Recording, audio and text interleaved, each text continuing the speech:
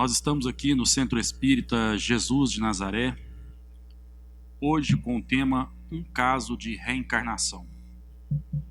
Esse tema é do livro Os Missionários da Luz, de André Luiz. O expositor de hoje é Alexandre Moll. Alexandre Moll é coordenador do Departamento de Estudos e palestrante espírita. Alexandre, por gentileza. A reencarnação, né? É um caso de reencarnação. E por que deste tema? Porque a reencarnação ela é um processo lógico, né? É a volta do espírito à carne. Ele reentra na carne, por isso, reencarnar. É quando o espírito sai da dimensão extrafísica para a dimensão física. Então, esse é um processo lógico, né? E a desencarnação, naturalmente, é o inverso. É quando ele sai da carne, ele passa da carne para a dimensão espiritual. A morte física acontece, o espírito, então, desenlaça-se desses despojos e passa para a dimensão espiritual. Então, os processos, eles são lógicos, fica muito fácil de entender, né? Porém, existem diversas variações dentro desses processos. Nenhuma reencarnação é exatamente igual a uma outra. A minha reencarnação atual, apesar do processo ser lógico, passar da dimensão extrafísica para a dimensão física, ela tem particularidades que são exclusivamente minha. A minha reencarnação foi diferente da reencarnação da Regina, do Arnoldo, do Mário, enfim, de todo mundo que está aqui. Porque existem particularidades, né? E essas particularidades tratam da história de cada um de nós. Assim também como a desencarnação, apesar de ser um processo lógico, de deixar a carne, ela também tem particularidades. Por isso que hoje nós vamos estudar um caso de reencarnação. Porque nós vamos tratar aqui de um caso específico de um espírito que foi chamado pelo autor da obra de Sigismundo. É um nome meio engraçado, né? Mas é só nós lembrarmos do Sigmund Freud, né? O pai da psicanálise. É a tradução do português desse nome. Pois bem, então, para ratificar isso que eu estou falando a vocês, eu vou aqui no livro Missionários da Luz, onde o autor diz assim: os processos de reencarnação, tanto quanto os da morte física, diferem ao infinito. Não existe, segundo cremos, dois casos absolutamente iguais. As facilidades e obstáculos estão subordinados a fatores numerosos, muitas vezes relativo ao estado consciencial de cada criatura, que regressa à crosta ou na libertação dos veículos carnais. Então, é relativo ao estado consciencial de cada criatura. É por isso que cada caso é um caso específico com as suas particularidades, né? Uns são mais simples, outros são mais complexos, uns são mais dolorosos, outros acontecem de uma forma muito natural, depende do estado consciencial de cada criatura. E hoje, então, nós vamos estudar o livro Missionários da Luz, né, do autor André Luiz. Antes de mais nada, é bom dizer sobre o André Luiz, falar um pouquinho sobre ele. André Luiz foi um espírito que viveu aqui no Brasil. Ele encarnou no final do século XIX e desencarnou no início do século XX, mais ou menos em 1932. André Luiz era filho de uma família bastarda. O seu pai era um rico comerciante na cidade do Rio de Janeiro. Ele formou-se em medicina, ele casou-se e teve 3 filhos. André Luiz, assim como todos nós, também tinha suas particularidades. Dentre elas, o fato de ser ateu. Ele não acreditava em Deus. O que não fazia dele pior ou melhor, né? Era uma crença dele, que cada um tem a sua. André Luiz tinha hábitos, né, como o tabagismo, como bebida alcoólica e excessos da alimentação, segundo o relato. O que, de certa forma, faz alguma diferença. André Luiz desencarnou com câncer no estômago em 1932 e logo ele se viu nas zonas que nós chamamos de zonas transitórias, o que ele chamou de umbral, né? O que são zonas transitórias? São zonas, como o próprio nome diz, que estão entre o plano físico e o plano espiritual. O que é umbral? A gente passa debaixo de uma porta, né? Aquela parte superior chama-se umbral. Então, você passa desse ambiente para aquele ambiente, naturalmente você passa através dessa porta, desse umbral. Então, quando nós vamos acessar a dimensão espiritual, depois dessa experiência, naturalmente nós fazemos essa transição. Só que para algumas pessoas, a transição é feita de uma forma tranquila. Para outras, para a maioria, ela é complexa, porque demanda do estado consciencial da criatura, como está aqui no livro do André Luiz. E André Luiz, então, ele se encontrou nessas regiões transitórias e ele não sabia o que estava acontecendo, porque como ele era ateu, ele tinha a crença que não existia nada além da vida material, ele se viu surpreso, porque ele se encontrava numa região estranha, né, e não entendia o que estava acontecendo. E começava a ver pessoas, ver espíritos, e ele encontrou-se em plena dor. Até que, passado aproximadamente 8 anos, segundo o relato dele próprio, ele conseguiu sair daquela região espiritual. Depois de muita dor, de muito sofrimento, ele foi acessado às regiões espirituais através de uma equipe espiritual que o resgatou. Essa equipe constantemente o visitava, mas ele não conseguia sentir a presença nem ver os espíritos. A pedido da mãe dele, essa equipe constantemente iria visitá-lo. Até que um dia, finalmente, ele conseguiu ser resgatado, saiu daquela região umbralina e foi alçado à dimensão espiritual numa cidade chamada Nosso Lar. Inclusive, é o título do primeiro livro que ele escreveu, né? Chegando à cidade de Nosso Lar, André Luiz ele passou por um processo de reabilitação, porque ele trazia chagas perispirituais, né? Por causa da morte física que ele teve e por causa também desse tempo que ele passou nessa região transitória.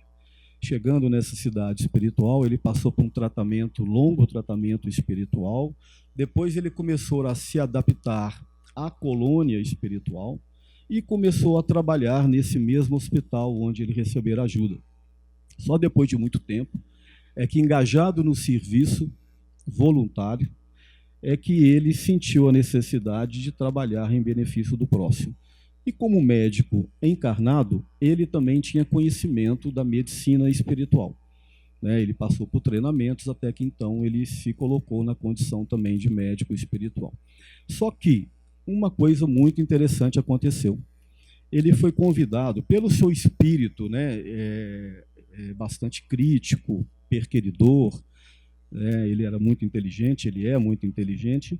Ele foi convidado pelo espírito de Emmanuel para fazer parte de uma equipe espiritual que iria trabalhar, que já estava trabalhando, inclusive, com um homem chamado Chico Xavier, que era um espírito que estava encarnado aqui em Minas Gerais. E ele, então, passou a fazer parte dessa equipe. E o que foi atribuído a André Luiz? Ele ia trazer relatos das suas vivências lá no plano espiritual e também no plano físico, de acontecimentos e de dramas que ele estava acompanhando e acompanhou. Então, a missão do André Luiz para a construção da codificação espírita, principalmente aqui no Brasil, né, para a estruturação da literatura espírita brasileira, foi muito grande.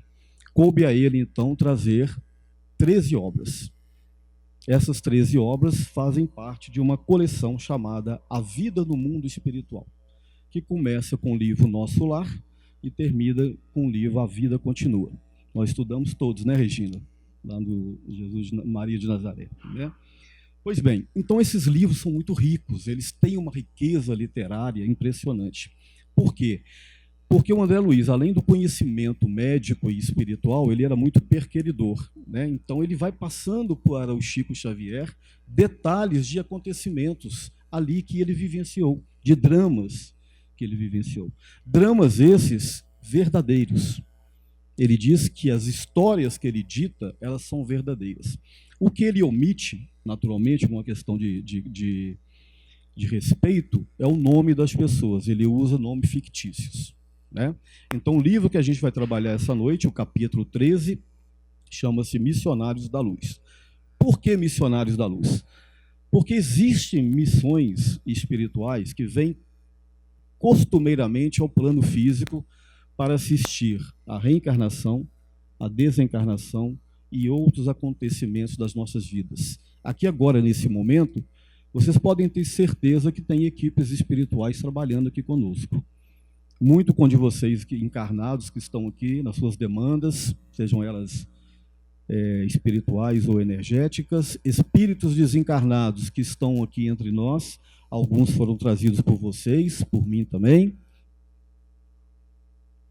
e os trabalhos dessa casa, que acontecem nesse momento, reuniões mediúnicas, atendimento fraterno e tudo isso, tem tudo isso, equipes espirituais trabalhando. Importante que nós saibamos isso. No mundo espiritual não existe a ociosidade contemplativa. No mundo espiritual trabalha-se, e trabalha-se muito. E quanto mais elevado é o nível das criaturas, espiritualmente falando, maior é o trabalho e maior é a responsabilidade desse trabalho. Então, hoje nós vamos estudar um caso de reencarnação, é um caso que tem as suas particularidades, mas através desse caso vocês vão entender a complexidade que é uma reencarnação e como que nós somos amparados pelo plano espiritual. Em momento nenhum nós estamos abandonados por os espíritos amigos, né? Pois bem, então o André Luiz vai trazer para nós aqui um drama onde nós temos 3 personagens principais, que ele chamou de Raquel, Adelino e Sigismundo, que é o personagem principal da nossa história.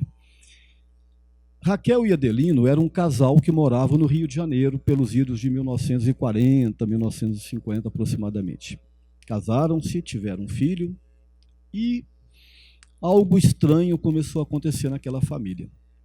O pai, né, o Adelino, começou a ter pesadelos. E começou a ficar extremamente nervoso com aqueles pesadelos, mudou completamente o comportamento, e aí começa a desenrolar um drama muito interessante. Numa vida passada, lá pelos idos de 1850, 1860, durante a Guerra do Paraguai, esse mesmo casal, Adelino e Raquel, também eram casados, mas eles tinham outros nomes, naturalmente. E esse rapaz tinha um amigo, um grande amigo, né, que apaixonou pela mulher do amigo. Grande amigo, né, Regina? Se apaixonou pela mulher do amigo. E aí, então, ele tramou a morte do próprio amigo. E ele, então, envenenou o amigo numa noite de bebedeiras. Ele envenenou o amigo e... tudo bem. E aí, o rapaz que envenenou, né, casou-se com a mulher que ele desejou, com a mulher do amigo. Só que ele entrou num processo de culpa, porque ele já tinha um certo conhecimento, ele já tinha uma certa elevação espiritual, entrou num processo de culpa e logo estabeleceu-se um processo de obsessão espiritual. A obsessão espiritual nós sabemos o que é a influência de espíritos, né, sobre outros espíritos, sejam eles encarnados ou desencarnados. E a obsessão nunca é coisa boa. A obsessão espiritual, né, é a influência de espíritos em desequilíbrio sobre outros espíritos. Segundo Emmanuel, a obsessão é o equilíbrio das forças inferiores que se retratam. Então, vocês nunca vão ver obsessão espiritual boa. Existe influência espiritual boa, mas obsessão nunca é boa. E aí começou um processo de influência espiritual dessa vítima sobre o seu algoz. E aí ele entrou num processo de culpa. Estabeleceu-se o processo de obsessão, até que esse homem, então, veio entrar em depressão e cometeu suicídio. E aí desenrolou-se a história, essa triste história. Passado alguns anos, algumas décadas, né, 5, 6 décadas aproximadamente, Raquel e Adelino voltam ao plano físico, encontram-se no Rio de Janeiro e se unem. Não por acaso. Então, a maioria dos casamentos, eles não acontecem por acaso, não. Grande parte deles é porque tem conexões, né, espirituais e, inclusive, magnéticas entre os espíritos. Nós nos atraímos por afinidades. Segundo o Herculano Pires, se não me trai a memória, falando sobre os casamentos, ele fala que os casamentos têm 3 matizes: os provacionais, os missionários e os circunstanciais. O circunstancial é aquele que eu vejo uma menina na rua bonita, ou a menina vê um cara bonito, ou se sente atraído por ele, aproxima-se dele, eles não têm laço espiritual algum, mas por motivo de atração física ou qualquer outro tipo de interesse, eles se casam. Esse é um casamento circunstancial. O casamento missionário é raro também. O missionário é quando um espírito mais evoluído do que o outro vem em missão, quase que missão de resgate. É o caso do livro Renúncia, do espírito de Alcione. Quem já leu conhece. Alcione era um espírito que estava já num patamar bem evoluído, ela vem, né, numa missão para resgatar um companheiro que ela amava, que encontrava numa região, num momento de bastante desequilíbrio. Agora, os casamentos provacionais são a maioria deles. Os provacionais são aqueles onde, normalmente, quando nos casamos ou nos juntamos a pessoas, é porque temos com elas já a relação do passado. E, por motivo ou outro, nós nos atraímos, inclusive magneticamente. Né? Pois bem, então, Raquel e Adelino se encontram no Rio de Janeiro, ali pelos anos de 1930, 1940, e se casam novamente. Tem um primeiro filho, né? E aí começa a acontecer esse detalhe que eu falei para vocês. Adelino começa a ter perturbações. E ele dizia para a esposa que estava tendo um sonho e que nesse sonho ele estava sendo apunhalado pelas costas. E o que são esses sonhos, segundo o relato do livro? Esses sonhos nada mais são do que ele estava sendo levado ao plano espiritual durante o sono físico, né? Normalmente não, sempre quando nós dormimos, nós acessamos ao plano espiritual, sejam as zonas intermediárias ou sejam as zonas superiores. Depende do estado consciencial de cada um de nós. E aí ele era levado pela espiritualidade às regiões lá do nosso lar, aonde ele era colocado de frente a frente com aquele que tinha sido o seu algoz, o seu assassino. E a espiritualidade, então, tinha planejado para eles, esses missionários da luz, um reencontro. E aonde seria esse reencontro? Como pai e como filho. Só que ele não conseguia, né? Ele tinha uma repulsa natural pelo Sigismundo, é natural. Né? Muitas vezes, quando a gente tem repulsa por pessoas que a gente convive conosco, e você não sabe de onde que vem essa repulsa, muitas vezes pode estar atrelado a situações do passado. Nem sempre, mas muitas vezes sim. E aí ele começou a ter perturbações com relação a isso, e começou a mudar o comportamento, até que isso tornou-se quase que uma frequência. A espiritualidade, quase todos os dias, o levava ao plano espiritual e o colocava frente a frente com esse espírito de Sigismundo, aonde ele implorava para que ele o aceitasse como pai. E a espiritualidade começa também a fazer incursões, né, no plano físico, na casa dele, para quebrar uma barreira magnética que fora colocada por ele. Por isso que o livro se chama Missionários da Luz. Essas missões acontecem quase que sempre. Né? E aí, então, com o tempo foi passando, foi quebrando essa animosidade do Adelino, e ele começou a aceitar a possibilidade de receber o Sigismundo como filho. Até que aí o processo acontece. Só que para o processo acontecer, precisou de passar por todos esses detalhes que eu falei para vocês. Então vamos lá no livro, vamos embasar aqui o que eu estou falando, na questão, sobre o perdão, né?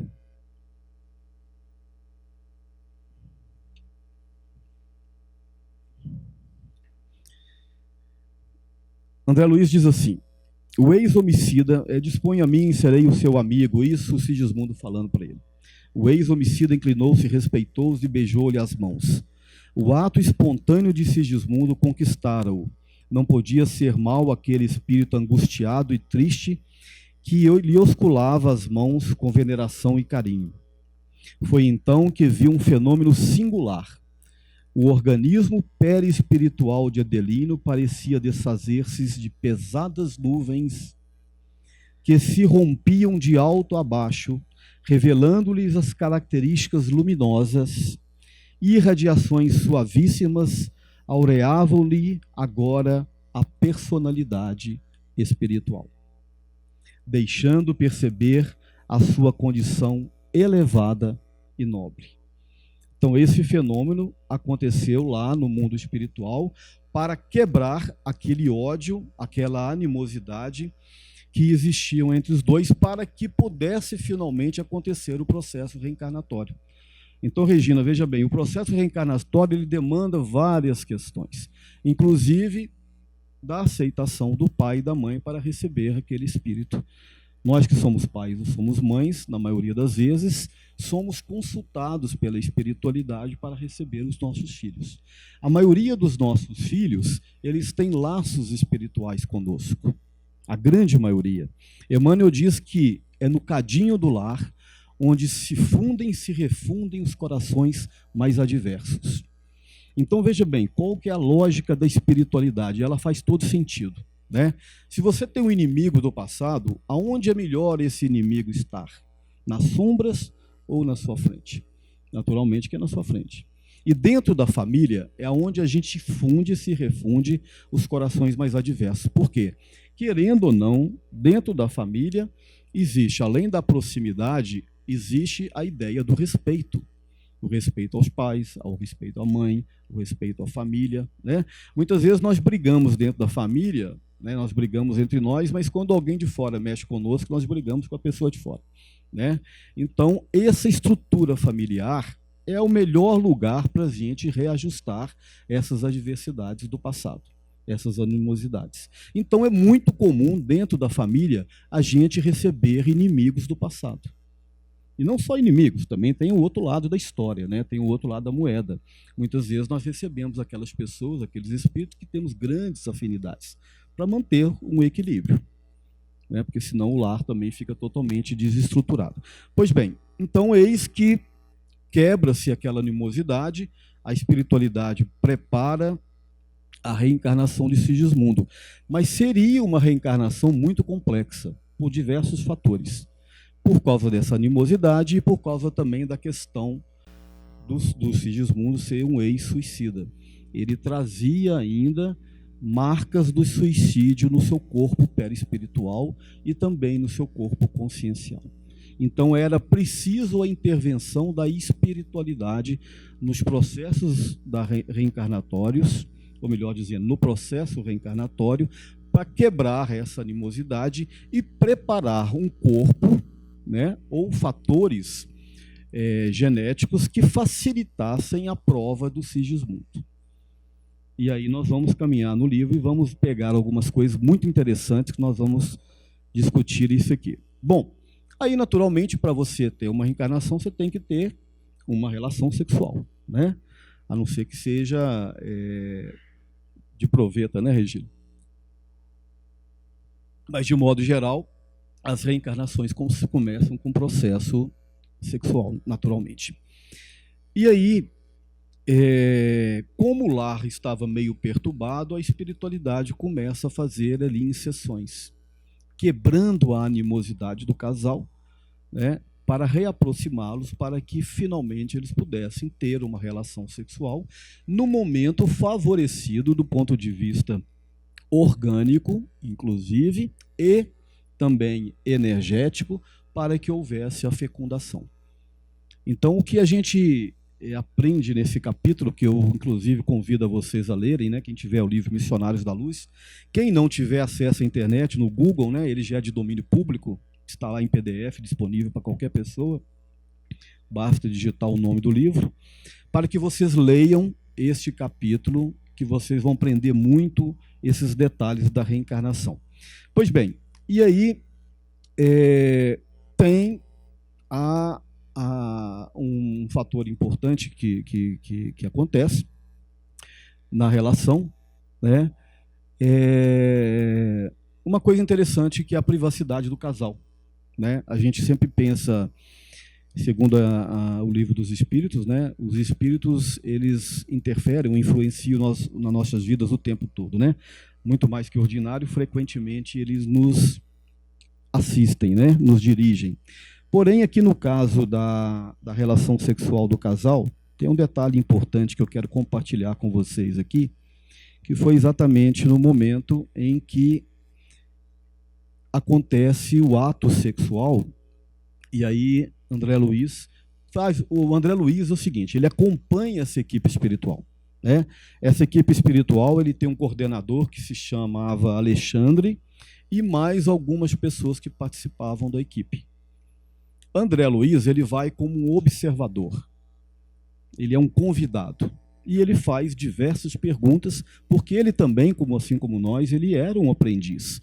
Hoje, naturalmente, ele sabe muito mais. Mas muito mais do que isso, ele queria aprender para poder trazer essas informações para nós aqui na Terra, para que nós também aprendamos. E para que nós também entendamos como que é a relação entre o encarnado e o desencarnado. Porque o plano físico, o plano espiritual, eles estão interconectados. O que acontece daqui reflete de lá, o que acontece de lá reflete daqui permanentemente, né, em vários aspectos. E o André Luiz tem essa preocupação de passar esses acontecimentos com detalhes, com minúcias, né, com indagações, com exclamações, para que nós também aprendamos. Então, falando sobre essa questão aqui da relação sexual do casal, ele pergunta, né, com relação às uniões sexuais, de acordo com o seu parecer, ele perguntando para o mentor, elas são todas invioláveis? Aí ele responde, isto não, aduziu o instrutor, atencioso. Você não deve esquecer que alude aos lares em bases retas. Todos os encarnados que edificam um ninho conjugal sob a retidão conquistam a presença de testemunhas respeitosas, que lhes garantem a privacidade nos atos mais íntimos, consolidando-lhes as fronteiras vibratórias. É como se estabelecesse em torno, né, do quarto lá, ou da câmara conjugal, né, uma proteção magnética, né, e defendendo-as contra as forças menos dignas, tomando por base de seus trabalhos os pensamentos elevados que encontram no ambiente doméstico dos amigos. Não ocorre o mesmo, entretanto, nas moradias, cujos proprietários escolhem baixas testemunhas espirituais, buscando em zonas inferiores a esposa infiel aos princípios nobres da vida em comum e o esposo que põe sua casa em ligação com meretrício. Meretrício vem de meretriz, né, de prostituta. Não devem esperar que os seus atos afetivos permaneçam coroados de veneração e santidade. Então aqui já tem um ensinamento muito interessante, né? Ele diz que na relação sexual de um casal que vive uma vida reta, ou seja, de respeito, existe uma proteção magnética sobre o casal. Não existindo esse respeito, o que acontece? Não existe essa proteção, e aí a porta está aberta para diversos tipos de espíritos. A mulher infiel, o homem infiel, e por aí vai. Não existindo essa proteção, a relação sexual torna-se um pasto dos espíritos inferiores. É como se você estivesse tendo relação e mais outros tantos estivessem envolvidos ali. É o que diz o André Luiz. Então, quando o casal vai ter relação sexual dentro de todo o processo que aconteceu anteriormente de preparo, aí acontece finalmente a fecundação, né? E a gente acha, pelo que a gente aprendeu na ciência, na biologia, na química, enfim, como acontece aquele processo todo, né, da fecundação do espermatozoide que caminha, está em encontro com o óvulo, ele fecunda o óvulo, nasce a primeira célula, o zigoto, e começa ali o processo. De fato, é isso mesmo. Só que existem aqui, pelo que o André Luiz nos fala, fatos muito interessantes que nós vamos abordar aqui com vocês. Bom, antes, porém, de acontecer a fecundação propriamente dita, existe um preparo do espírito no mundo espiritual para ele encarnar. A coisa não é feita assim no vapt-vupt. Tem a fecundação aqui, o espírito está de cá e do nada ele pula para dentro da barriga da mãe e ali começa o processo reencarnatório. O processo é esse. Só que Existem vários acontecimentos de preparo. Primeiro, o mapa reencarnatório. É feito um mapa reencarnatório. Todos nós aqui viemos nos pais, nas mães, nas famílias, com todo um porquê, com todo um sentido. É feito um projeto reencarnatório, aonde escolhe-se o pai e a mãe, aonde nós temos ali ou resgates a cumprir, ou missão a cumprir, ou afinidade, ou então a não afinidade. Então, os nossos lares, os nossos pais, os nossos irmãos, não são irmãos aleatórios ou pais aleatórios. São espíritos que nós temos alguma história kármica. Algumas forjadas nas dor, outras forjadas no amor. Pois bem, e aí, quando começa o processo reencarnatório, quando já vai se aproximando o processo reencarnatório, o espírito ele é preparado. Ele passa por todo um preparo no mundo espiritual. Um preparo magnético, um preparo psicológico e um preparo espiritual, para que ele facilite o processo da reencarnação. Porque se esse preparo não for bem feito, não acontece. Ela não acontece. Ou acontece um aborto espontâneo, que não é nada de espontâneo, é uma repulsão do espírito ou da mãe àquele espírito, né? Ou uma situação semelhante. Acontecem outras coisas também, muito complexas, como, por exemplo, as reencarnações compulsórias de espíritos demandados. O que são isso? São espíritos suicidas, são espíritos que lesaram o corpo espiritual e que muitas vezes precisa receber o que nós chamamos de um choque anímico. O que é um choque anímico? É uma reestruturação anímica do perispírito. Uma criatura que suicida, por exemplo, dá um tiro na cabeça, ele destrói todo todo o cérebro perispiritual, compromete toda a sua estrutura. A espiritualidade tem dificuldades no plano espiritual de restituir a ele a forma perispirítica, promove para essa criatura uma reencarnação compulsória como forma de reestruturar o perispírito dele. E aí tem um choque anímico. O que é o choque anímico? Ele entra na matéria, dá um choque, uma remodelada e desencarna.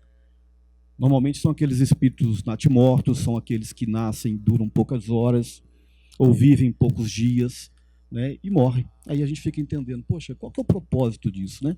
Tanto sofrimento da mãe, 9 meses de gestação, desenvolve todo aquele carinho, amor, a criança nasce, dura algumas horas, alguns dias e morre. É porque ali tem um propósito espiritual. Ou seja, não se perde nada. Nos processos reencarnatórios, nada se perde da espiritualidade. Então, o choque anímico é esse choque na matéria para recuperar o espírito e prepará-lo para depois voltar. Às vezes demora 3, 4 choques anímicos, 3, 4 reencarnações até que finalmente ele possa reencarnar. Mas não foi o caso de Sigismundo, porque o Sigismundo é levado às zonas espirituais, ele passa por um processo de muita dor nesses chamados umbrais, durante muito tempo. Mas como ele já tinha um ganho espiritual interessante, ele é levado a trabalhar em regiões de socorro. Como ele tinha um perispírito ainda muito forte, muito denso, né, dado esses acontecimentos, ele começa a trabalhar nas regiões de resgates nas zonas inferiores. E faz isso por anos. Até que ele finalmente começa a sentir a necessidade de reencarnar. E como ele já tinha créditos a seu favor, ele pede à espiritualidade que voltasse à carne, de preferência para resgatar o débito que o atormentava, que era o assassinato do seu antigo amigo. E aí, então, ele é levado, voltando à história, quando vai chegando o momento da reencarnação, a espiritualidade começa a trabalhar com ele magneticamente. É como se fosse uma cirurgia mesmo. Né? Ele dentro de um leito, ele começa a receber passes longitudinais, magnéticos, que eu não entendo a lógica, então não posso falar sobre isso. É uma medicina que está muito além da nossa compreensão, é a medicina magnética, e ele começa a entrar em processos ali de restringimento perispiritual. E ele também começa a passar por um processo de entorpecimento da mente. Aí a espiritualidade pede para ele, Sigismundo, você tem que ajudar, você tem que ajudar. Ele estava com muito medo, e é natural. Nós temos mais medo de reencarnar do que de desencarnar. Se a gente tem medo de desencarnar, o medo de reencarnar ainda é pior. Porque quando a gente desencarna, a gente não sabe para onde a gente vai direito, né, Regina? E quando a gente reencarna, a gente sabe. Aí é que dá medo mesmo. É porque você não sabe se vai falhar, né? E a maioria de nós, infelizmente, falha. Então, o que é o restringimento perispiritual? O perispírito, gente, é a plataforma do corpo. Nós temos o espírito, um corpo mental, um perispírito, que é aquilo que faz do espírito um ser abstrato, um ser concreto, segundo Allan Kardec, o duplo etéreo e o corpo físico, quando estamos encarnados. Então, o perispírito é a plataforma do espírito. O corpo é a interface dele. E o perispírito sobrevive ao fenômeno da morte. E ele é plástico, ele é moldável, ele é poroso, ele é tangível. Ele é feito de uma substância numa outra essência, numa outra frequência que nós desconhecemos. Mas é semelhante ao nosso corpo físico. Então, estando no mundo espiritual, nós nos apresentamos nesse corpo perispiritual. Vivemos lá assim, trabalhamos lá assim, e quando nós voltamos à carne, esse corpo perispiritual ele passa por um processo magnético chamado de restringimento perispiritual. Ele perde elementos que eu desconheço, que o André Luiz tenta explicar aqui, mas não dá para explicar direito. Veja bem, o nosso corpo físico ele é composto de 2/3 de água, né? A gente perde essa água, você volta quase que o tamanho de uma criança. Quando a gente vê pessoas que morrem, né, que desencarnam em acidentes, que são queimados, né, eles voltam quase que uma forma infantil, porque eles desidratam e perdem a água do corpo. Só para entender, né, não é a água que eu estou falando, é um outro elemento, né, que quando você passa por processo de restringimento, o espírito perde esses elementos espirituais que eu desconheço e vai restringindo o corpo perispiritual até tornar uma forma fetal. E para quem está achando estranho, achando que eu estou falando mentira, eu vou lá no livro, porque aí a gente dá mais embasamento. Né, Regina? Quando a coisa aperta, a gente vai lá no livro. Então, aqui falando sobre esse restringimento perispiritual, o André Luiz diz assim, os espíritos construtores começaram o trabalho de magnetização do corpo perispirítico, no que eram amplamente secundados pelo esforço do abnegado orientador, que se mantinha dedicado, firme em todos os campos de serviço. Então vejam bem, meus amigos, para uma encarnação de um único espírito, tinha um orientador exclusivamente para ele para ajudar, e mais uma equipe espiritual. E quantas criaturas são reencarnadas por dia aqui no planeta? Imagine vocês quantas equipes temos trabalhando para ajudar nesse processo. Sem que me possa fazer compreendido de pronto pelo leitor comum, que somos nós, devo dizer que alguma coisa da forma de Sigismundo estava sendo eliminada, quase que imperceptivelmente, à medida que se intensificavam as operações magnéticas. Tornava-se ele mais pálido, seu olhar parecia penetrar outros domínios. Tornava-se vago, menos lúcido.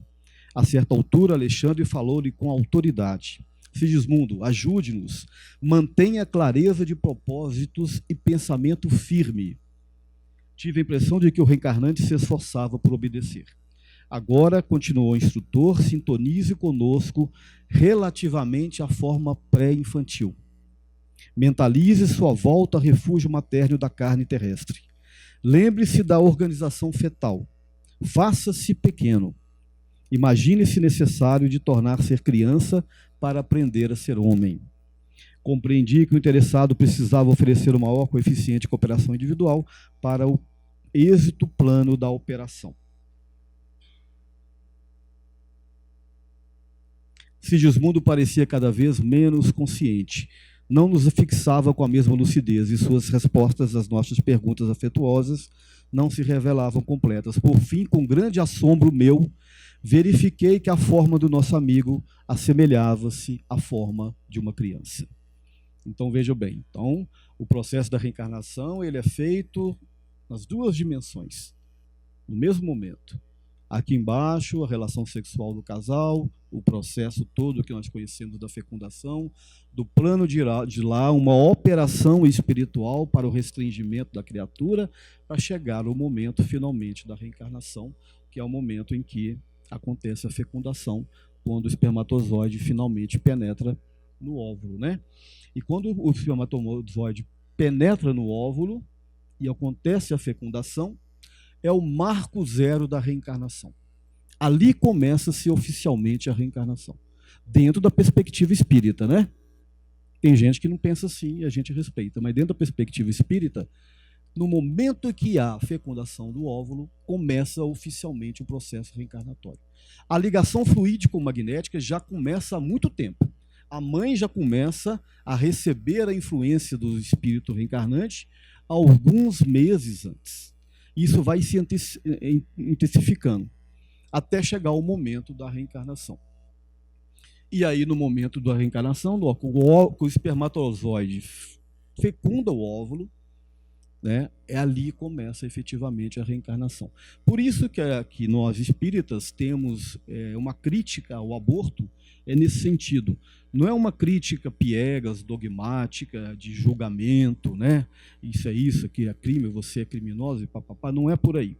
É porque a gente entende realmente que quando acontece o aborto, nesse sentido, né? Não como aborto espontâneo, você quebra toda uma cadeia de acontecimentos. Quebrando essa cadeia de acontecimentos, você traz prejuízos não só para a entidade reencarnante, como para você mesmo. Você quebra todo o processo. Porque, assim, a espiritualidade conta com a Regina para reencarnar. Tá. A Regina está disposta a reencarnar, foi lá, levada ao mundo espiritual, ela fez o compromisso, mas ela tem um livre-arbítrio. O nosso livre-arbítrio é, acima de tudo, respeitado, seja para o bem, seja para o mal. Eu posso engravidar e falar, não, eu não quero mais. Só que, naturalmente, todas as nossas atitudes vão ter uma consequência, né? Como eu falei, não estou aqui para fazer julgamento, longe de mim. Mas, enfim. E aí, quando no momento que acontece a fecundação, começa o marco zero da reencarnação. É quando o espírito começa a ligação fluídico-magnética com aquela célula e começa a passar da dimensão extrafísica para a dimensão física. É como se fosse colocado, literalmente, dentro do útero da mulher. E ali começa o processo reencarnatório. Célula a célula, órgão a órgão. E uma coisa interessante aqui, né, que no livro também a gente nota, né, é que a gente costumeiramente está acostumado costumeiramente a gente aprendeu que aquela luta do espermatozoide, bilhões de espermatozoides que vão fecundar o óvulo, né, acontece de forma aleatória. Às vezes é o mais rápido, é o mais forte, ou aquele que teve mais sorte para fecundar. A espiritualidade diz aqui, o André Luiz diz aqui que não. Que, na verdade, existe uma leitura do mapa cromossômico dos espermatozoides, e aí escolhe aquele que tem a informação cromossômica que vai atender às necessidades também do espírito reencarnante. No caso do Sigismundo, ele viria com um defeito na válvula do coração, pelo fato de ter cometido suicídio. Ele lesou essas regiões aqui do centro de forças cardíaco, por causa das emoções, e ele traria uma doença congênita no coração, inclusive ele teria que passar uma cirurgia na fase adulta. Mas a espiritualidade faz a leitura desse mapa cromossômico, Regina, e ele recebe uma carga magnética para impulsioná-lo em direção ao óvulo. Olha que interessante. É o que diz André Luiz. Né? Quem achar que não é verdade, discute com ele. Mas, enfim. E aí acontece o fenômeno maravilhoso, que é o fenômeno da fecundação, né? E o cromossomo traz ali as informações necessárias, né? O útero oferece cromossomos, né, com as informações, né? Questão do sexo X, né, que é o sexo da feminino, XX é feminino, se o espermatozoide tiver o cromossomo Y, é o masculino. E tantas outras informações, né, que são necessárias para a estrutura reencarnatória. Lembrando, então, que num processo reencarnatório há, em duas frentes, a parte periesperídica conversando com a parte cromossômica, genética. Então, ou seja, a parte cromossômica ela tem que fazer uma leitura similar do perispírito, porque o perispírito vai sendo imprimido célula a célula na gestação. E aí ele vai imprimindo as suas necessidades, suas características, associado às informações cromossômicas, né, que são elas trazidas pelo cromossomo do pai e da mãe. É assim que diz André Luiz, né? E para mim não ficar na conta do mentiroso, eu vou falar para vocês aqui sobre a lei de hereditariedade, na página 284. Alexandre respondeu sem titubear. Raciocínio devagar, André. Falamos da forma pré-existente nela, significando o modelo de configurações típica, ou mais propriamente o uniforme humano. Os contornos e minúcias anatômicas vão desenvolver-se de acordo com os princípios de equilíbrio com a lei de hereditariedade. A forma física futura de nosso amigo Sigismundo dependerá dos cromossomos paternos e maternos. Adicione a isso, porém, o fator primordial, a influência de moldes mentais do espírito reencarnante. Então, como falei para vocês, é uma associação do espírito reencarnante e o material genético ofertado pelos pais. Pois bem, eu perdi a hora, quantos?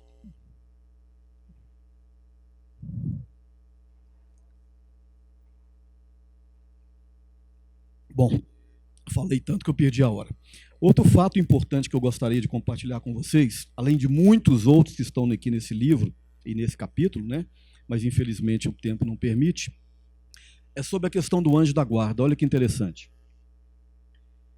Todos nós temos acompanhantes do mundo espiritual. Todos nós. São amigos espirituais que se predispõem a nos ajudar, principalmente na primeira fase infantil. O Sigismundo tinha um espírito muito amigo, chamado Herculano, que tinha para ele muito carinho e devoção, e o Herculano se predispôs a ser o seu anjo da guarda. E aqui, o André Luiz, perguntando o orientador sobre essa questão, ele diz assim: meus amigos, o nosso Herculano permanecerá em definitivo junto de Sigismundo na nova experiência até que ele atinja 7 anos de idade. Após o renascimento, ocasião em que o processo reencarnatório estará consolidado. Depois desse período, a sua tarefa de amigo orientador será amenizada, visto que seguirá o nosso irmão em sentido mais distante. Sei que o devotado companheiro tomará todas as providências indispensáveis à harmoniosa organização fetal, seja auxiliando o reencarnante, seja defendendo o templo materno contra o assédio das forças menos dignas. Então veja que interessante, né? Um espírito se predispôs a ser o protetor espiritual, um espírito com conhecimento, inclusive durante o processo de gestação, né? Defendendo contra forças magnéticas invasoras, e protegendo essa criatura durante os 7 primeiros anos de vida, para que ele pudesse finalmente passar por essa fase. Bom, meus amigos, eu sei que para muitos isso aqui é muito... mexe com a gente, né? A gente saber dessas questões aqui. Mas o importante é que nós saibamos que as reencarnações, assim como as desencarnações, são coisas altamente complexas, né, que demandam assistência do mundo espiritual. E, analisando sob esse prisma da sua complexidade, é que a gente deve refletir e, com certeza, chegar à conclusão de que a nossa reencarnação, ela merece todo o respeito de nós mesmos. Respeito pelo nosso corpo, respeito pelos nossos pares, respeito pelos nossos pais, pelos nossos irmãos e, principalmente, pelos amigos espirituais, que permanentemente se dispõem a nos ajudar para que nós vençamos a nossa prova. O caminhar é por conta de cada um de nós. Mas a assistência espiritual nunca faltou e nunca faltará. Então, eu acho que a gente conclui dessa lição, né, e de tantas outras que os Espíritos nos trazem, é de valorizar cada vez mais as nossas vidas e a nossa reencarnação como uma dádiva de Deus para a nossa evolução, dada a sua grande complexidade. Ok? Obrigado pela atenção e o carinho. Boa noite a todos.